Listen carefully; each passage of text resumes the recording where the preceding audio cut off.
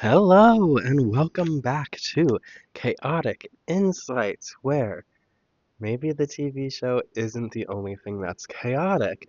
And so today we'll be talking about episode 27, An Easy Win. Grab a snack, start your laundry, and we'll dive right in. So, episode summary. Peyton is about to win his 7th win in Battledrome M4, but he loses the match.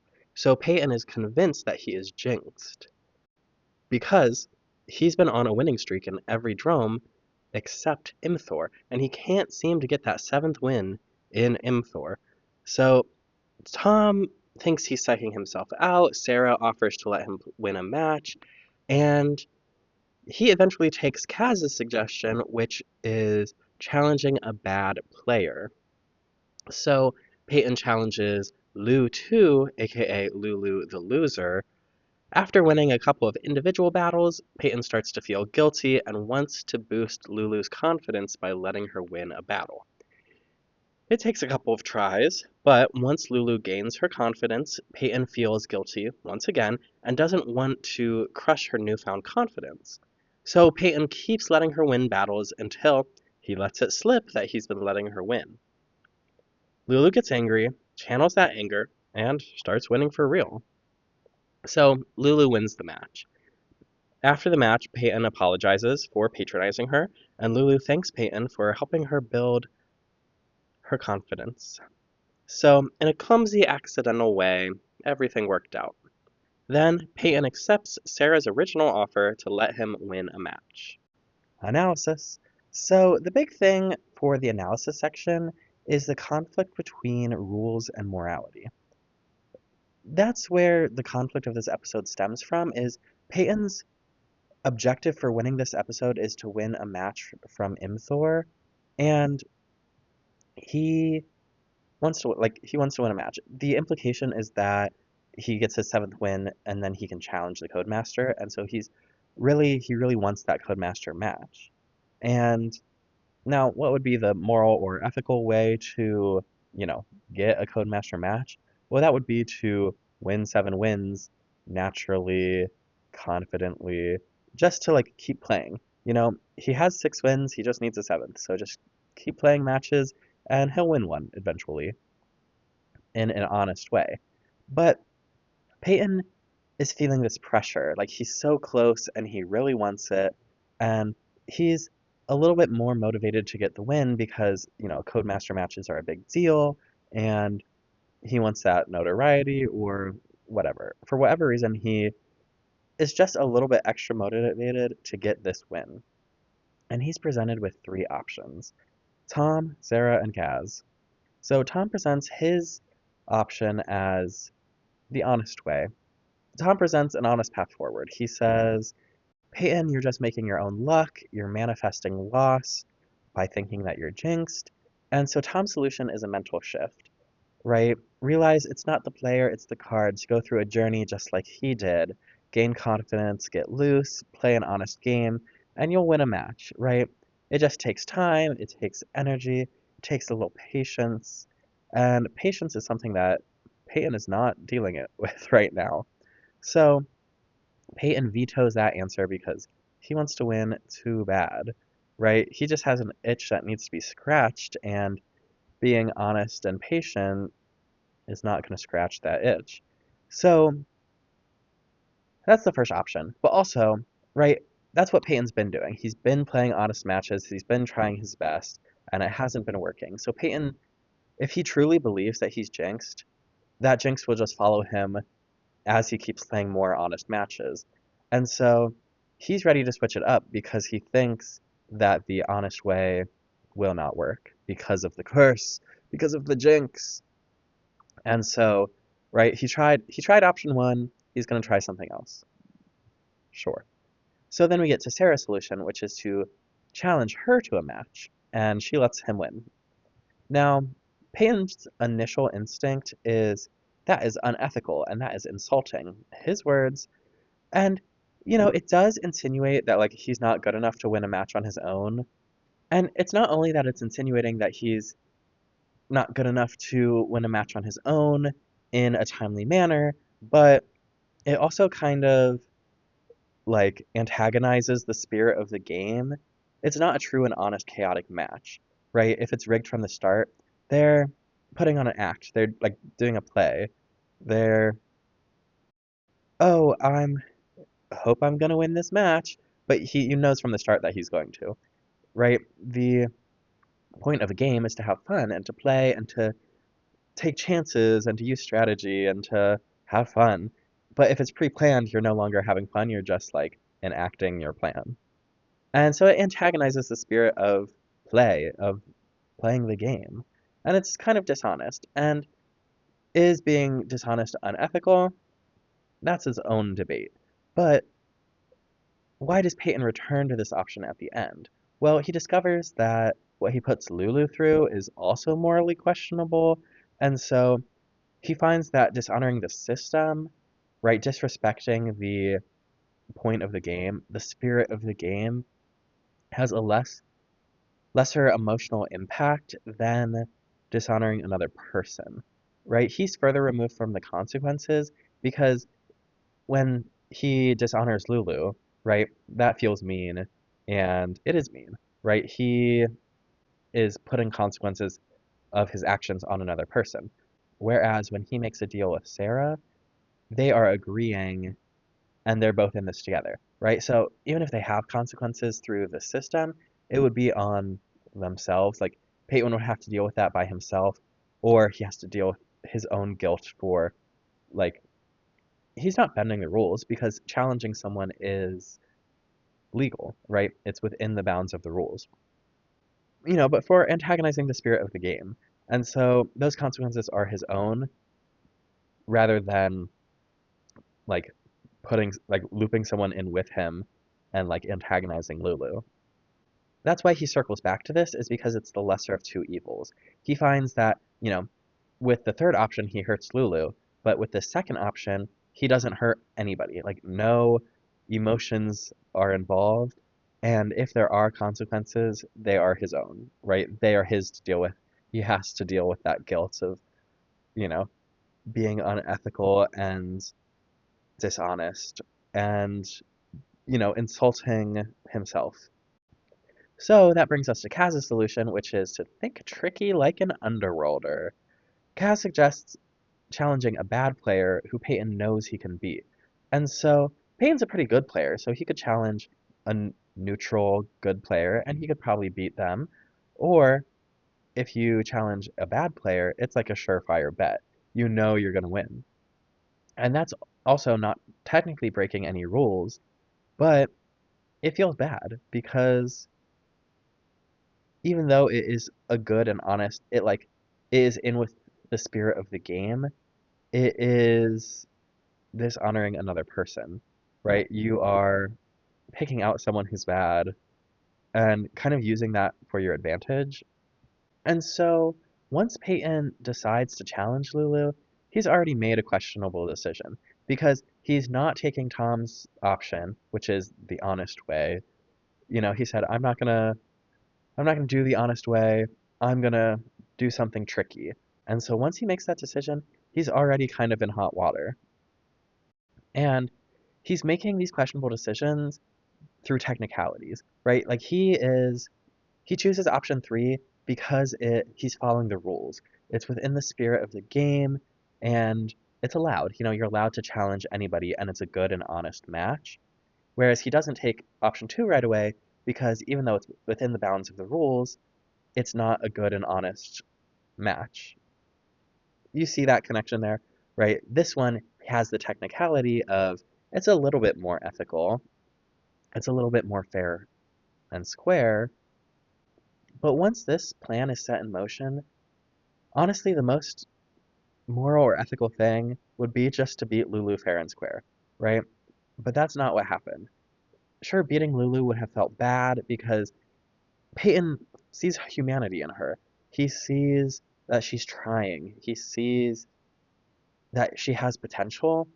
But what Peyton ultimately does is he prioritizes his temporary comfortability over honesty and being just.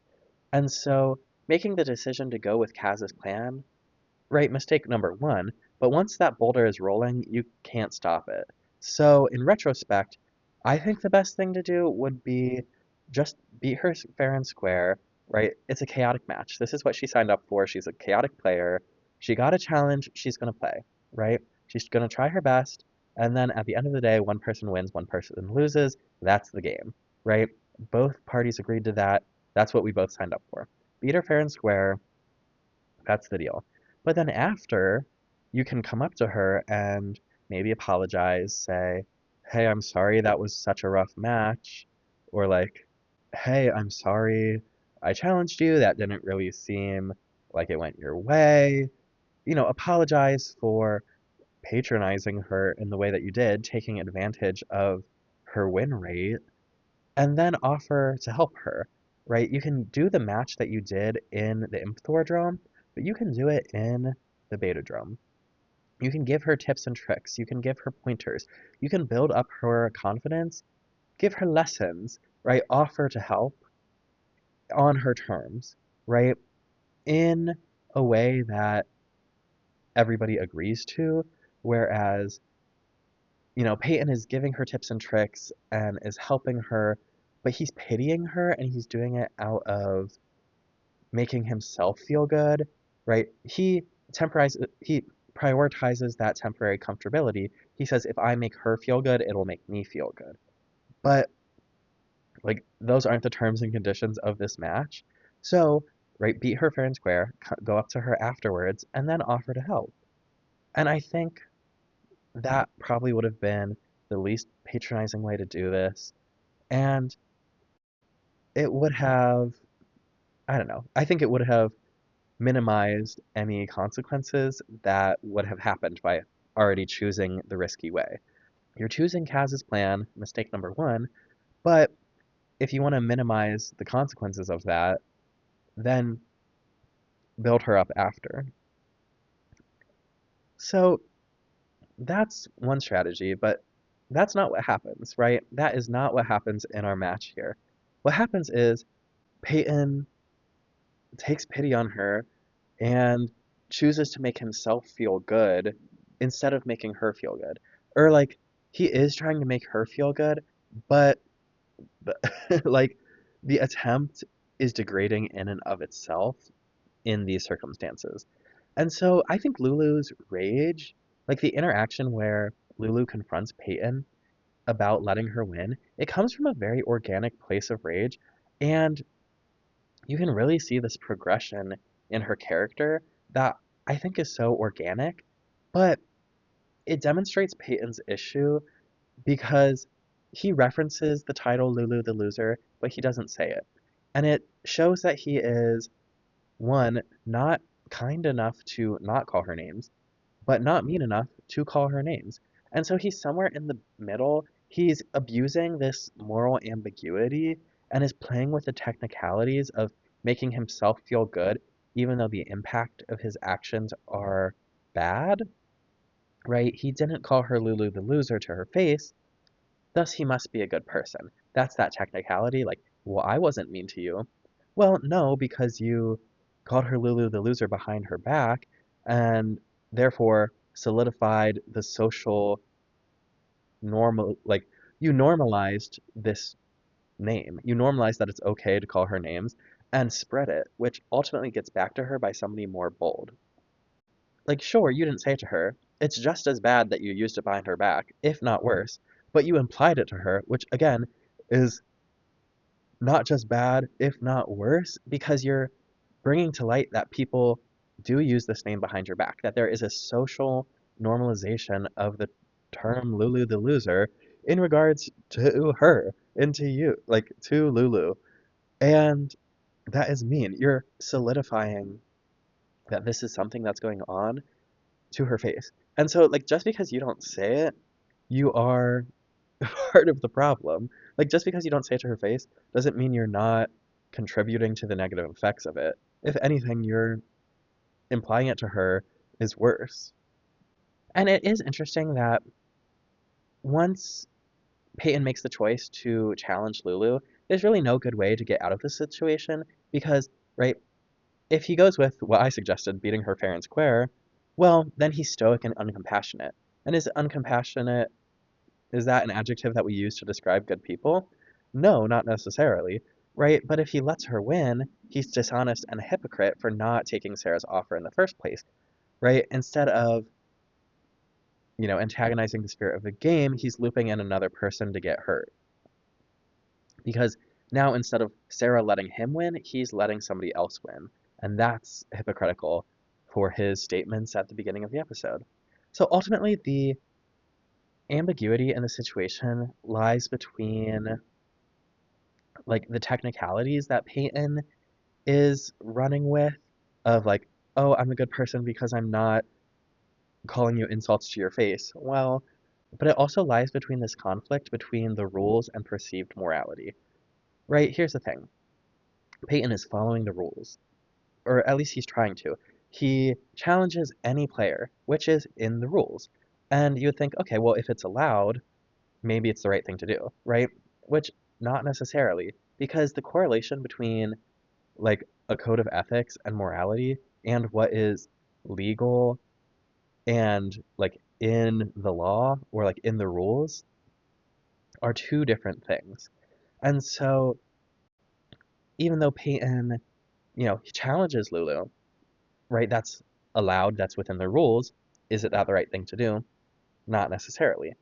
Even though he's allowed to challenge Sarah and her let her win and challenge Sarah and have her lose, by her own volition, is that moral? Not necessarily because it's dishonest.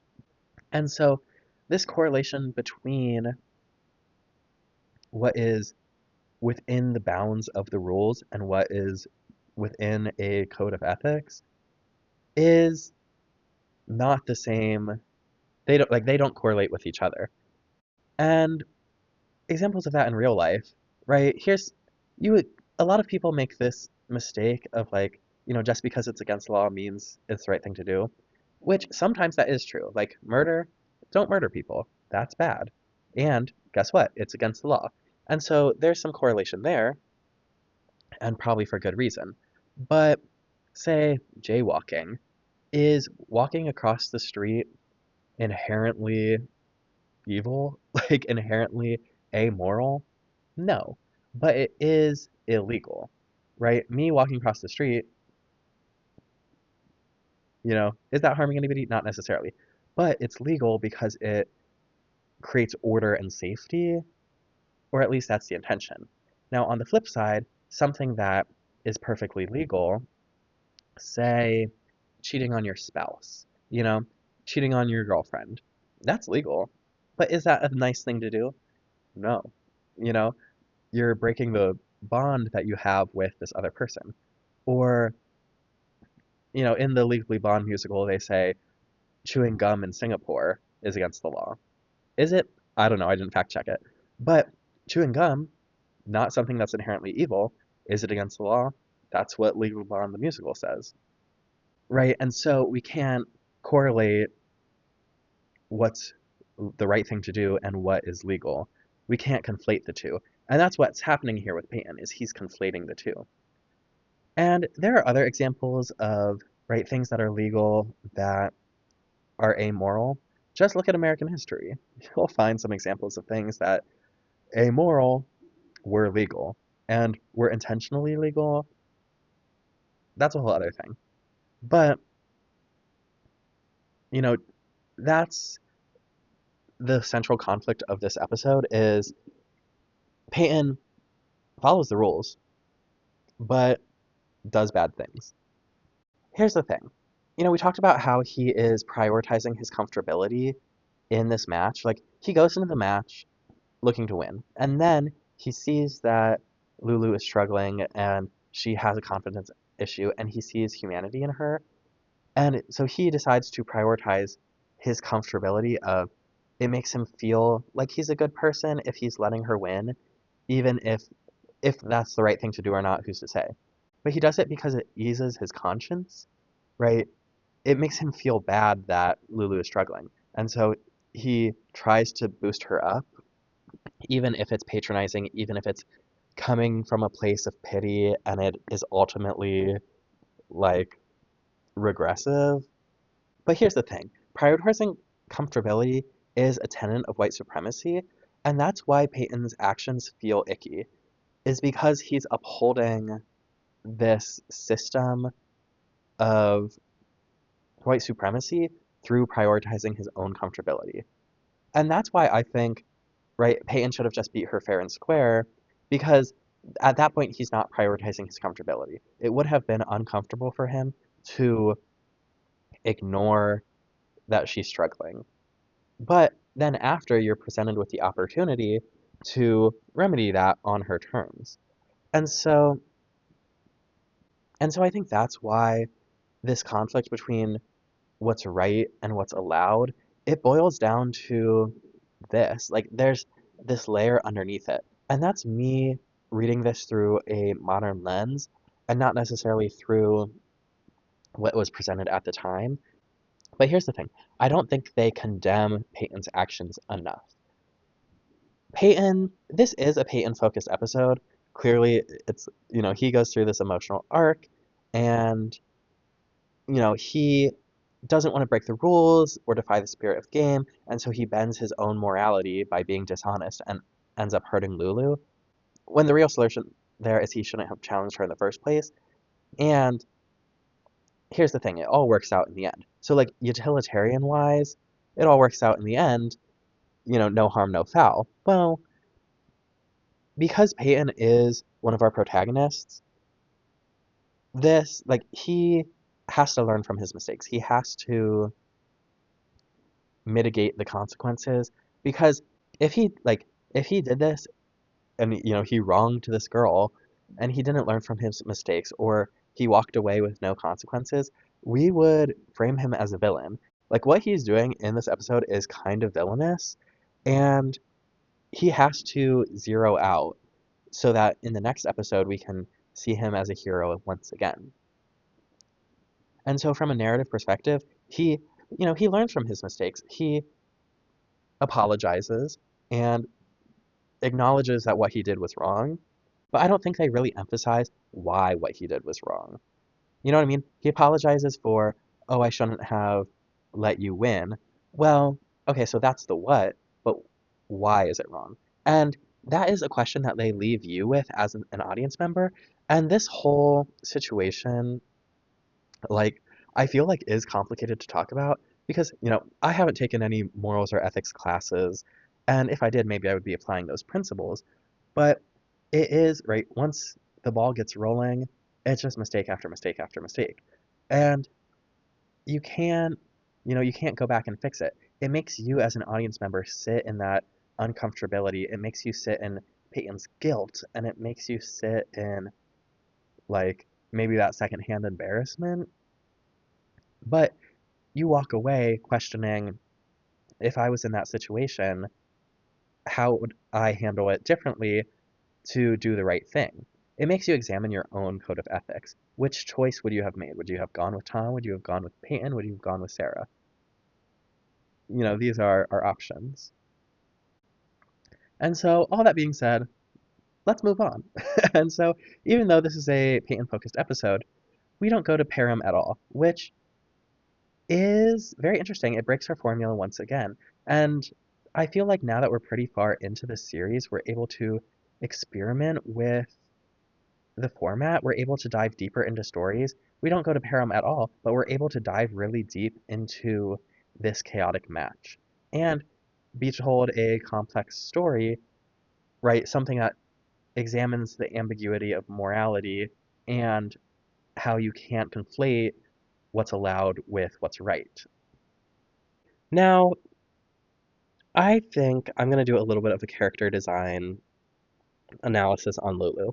We spent all that time talking about Peyton and his moral imbalance and how he ultimately chose the wrong decision and he hurt Lulu. Well, let's give Lulu some time to shine. Let's talk about her.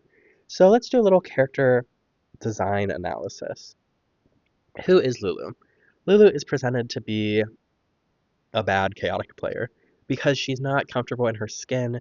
She is not comfortable being in the characters in chaotic. She's not comfortable being a creature. She is clumsy, she's a great online player, but she doesn't have the physical skill to translate that to chaotic. So, one thing that they did in her character design is they emphasize her clumsiness through the visual aesthetic of unbalanced, of being unbalanced, right? Her pigtails are different lengths and different thicknesses. Her socks are dramatically different heights. One is rolled down and one is like knee height. And her cardigan is buttoned incorrectly, which makes another diagonal because the button is in the wrong buttonhole. So it makes the cardigan kind of frumpy and diagonal. And the asymmetry presented here adds to her appearance because it creates a disheveled feeling. It creates this clumsy quality that she brings to the table, right? She didn't have enough attention to detail. She's just barreling through life to fix her socks, to fix her hair, to fix her cardigan. And so it really emphasizes her clumsy, unbalanced nature through that visual medium. That's my analysis section. Let's move on to lore. So, honestly, there's not too much lore today. The big thing is that Chaotic needs an orientation program because, honestly, Lulu's issues stem from she never learned how to be comfortable as a creature, which is something that they could have easily taught. We could have had a video, we could have had in person demonstrations, we could have had facilitation to get everybody comfortable with how to use this technology in an orientation setting. She could have had a how to situation when she first got to Chaotic. And to me, that reaffirms that we need a chaotic orientation system. And that's that on that. We also reaffirm that you can't use another player's battle gear in the drome. So the rules are being consistent. And our final lore piece is, right, we get the purple goo as a locational factor in Gotha's tower. And the art on Gotha's tower, the windows are red. But when you go to the location, the windows are this like eerie, ghostly green. And I have a question, and my question is, what is that about? Why is the art and the location different? Why are there red windows when the windows are green? I mean, it's great art. I love the Gothos Tower art. But then why are the windows green in the show? So there's a little non-correlation there. On to fun facts and other notes. I'm going to say this is another foreshadowing moment. We get the Song of Fury again. Is this an important music that comes back? Maybe. Maybe we get more Song of Fury in the future. Maybe they want you to know what it does. And second note, on the menu today we have sandwiches and fries. So really my final thoughts on this episode are complicated. This time though, I felt like I really understood Lulu as a character this time, like in a new light. Like I understood her motivation, I understood her arc. It was giving Mad Woman by Taylor Swift. And I think exploring the morally ambiguous situations like this are interesting because it leaves you more questions than answers, and it lets you as an audience member examine the situation to discover your own beliefs. And I definitely think it's entertaining, and sometimes I do think it's beneficial to see our protagonists make mistakes and grapple with unfamiliar emotions like guilt. And I'm hesitant to say that I really like this episode because there is that like undercurrent of we see like sure we see Peyton making mistakes and he's prioritizing his comfortability, which like I don't know if that is a great lesson to prioritize your comfortability, and it's not like quite explicit enough to not do that. It's teaching you don't be mean to people, but it's not teaching you like, hey, prioritizing your comfortability is a tenet of white supremacy. But that's what is holding me back right now from like really embracing this episode is because I don't know, there's just an undercurrent to it that from the modern lens I pick up on, whereas, maybe in the past I didn't pick up on it. And so let me know what you think about this episode, and I think maybe hearing your opinions will help me grapple with what I think. Present some options. And right, with that aside, I think this episode is fun in the sense that the action is good, you get some good physical comedy, and like the match itself keeps you engaged. But like I remember watching this episode as a kid and having such secondhand embarrassment for Peyton, for Lulu. Like as as an empath, I'm not an empath, but like, you know, those moments when you watch TV and you like have to leave the room. I'm sure that this was one of those episodes where I was watching it and I was like, I have to leave for a second and come back, get a snack and return. So, those are my thoughts on this episode. Let me know what you think, and then we'll know what we think together. Wow. Thank you for watching, and I'll see you next time. Bye!